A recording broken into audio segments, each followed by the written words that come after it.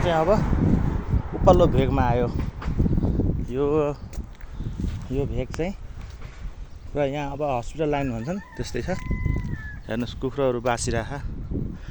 हेर्नुहोस् वहाँ पारिउँदी वहाँ खेतहरू धान रोपिसकेछ कि अब टन्डलहरू टनाटन छ। हेर्नुहोस् विकसित भनेको त्यसै विकसित देश होइन कि। दिउँसाको लुक्स दामी छ नि। गाडी पहाडहरू छ माथि हेर्नुहोस् पहाड टनाटन। यो पेट्रोल पम्प हो नयाँ सञ्चालन हुँदैछ बल्ल।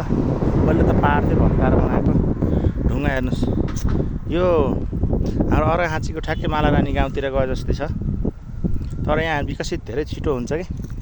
हेर्नुहोस् नेपालमा पाउने ठ्याक्कै झारै हो यो खर हो। हेर्नुहोस् दुम्सी त्यसलाई चाहिँ खिचिनु छ तपाईँले त्यसलाई चाहिँ के भन्छ हेर्नुहोस् हो त्यो काँडोलाई चाहिँ हरेक चिज पाइन्छ यहाँ सेम टु सेम नेपालमा जस्तै सब पुरै नेपालकै नै हो कि सब नेपालै हो। यो पारी बाटो आउँछु भनेको थिएँ यो भाले बासिरहेको त्यहाँ कुकुरले टोक्छ कि झम पर्छ कुकुर। अस्ति गएको थिएँ म भिडियो बनाउनै दिएन केटाहरूले। हेर्नुहोस् विकसित भनेको यसरी हुँदैछ।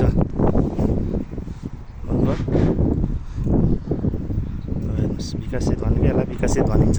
यस्तो ठाउँमा पनि अब छन् सबै थोक गरिराख।